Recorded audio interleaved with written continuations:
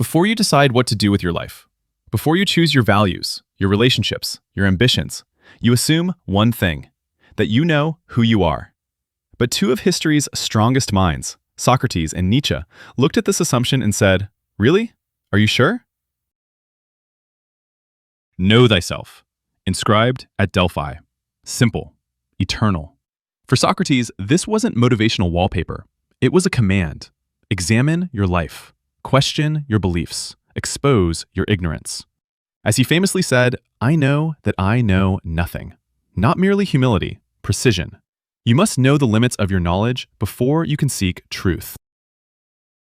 Nietzsche admired the courage of that, but also thought it was cute, naive. Why?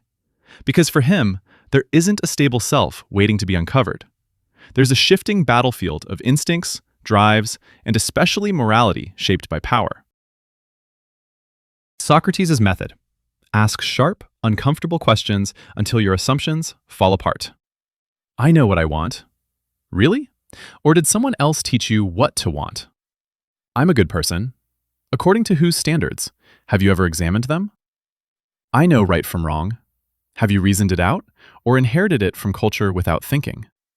Socrates believed the self is like clay, shaped by habit, society, and unexamined beliefs.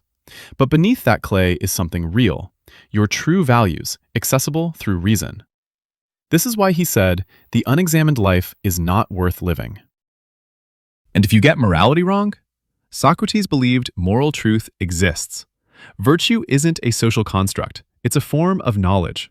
To know yourself is also to know what is good. Thus, know yourself, know the good, live rightly. Now enter Nietzsche. Mustache, madman, deeply allergic to comforting lies. He looks at Socrates and says, "Inspiring, old man, but you're assuming there's a true self." Nietzsche says there isn't. The self is a conflict, a power struggle between instincts, histories, desires, resentments, and roles you didn't choose. You're not a single person. You're a parliament of impulses.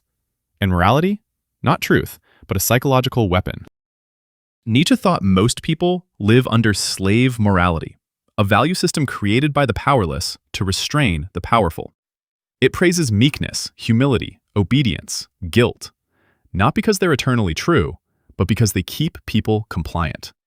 So your morality, your "I'm a good person," might not be you. It might be the morality of your tribe, your era, your weakness, your fears. For Nietzsche, knowing yourself means recognizing these forces and owning the fact that you're creating your values, not discovering them. Here's the real clash. Socrates thinks self-knowledge is archaeology, digging to uncover the true self and true morality. Nietzsche thinks self-knowledge is authorship. You create a self and then write a story about why it makes sense. Modern psychology awkwardly sides with Nietzsche on many points. The brain makes decisions before you're conscious of them. Introspection often creates explanations, not truths. Memory rewrites itself constantly. Identity shifts by context. But Socrates gets a major win too, because structured questioning, therapy, journaling, Socratic dialogue does make people more self-aware and aligned with their values. Not because it uncovers a perfect inner self, but because it exposes the gaps in your story so you can write a better one. So maybe the truth is this. Socrates gives you the method. Question your assumptions, admit your ignorance, debug your mind. Nietzsche gives you the warning. Your motives are not transparent. Your morality may not be yours. Your self is always under construction. Put them together and you get a powerful idea. Self-knowledge isn't discovering what you are. It's negotiating between what shaped you, what you believe, and what you choose to become. Most people never ask, "Who am I?" They accept the default morality, the default identity, the default story. Socrates would call that a tragedy. Nietzsche would call it self-deception. Both would say, you can do better.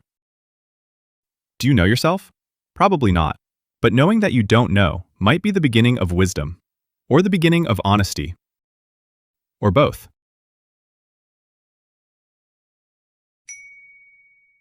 Drawn to philosophy.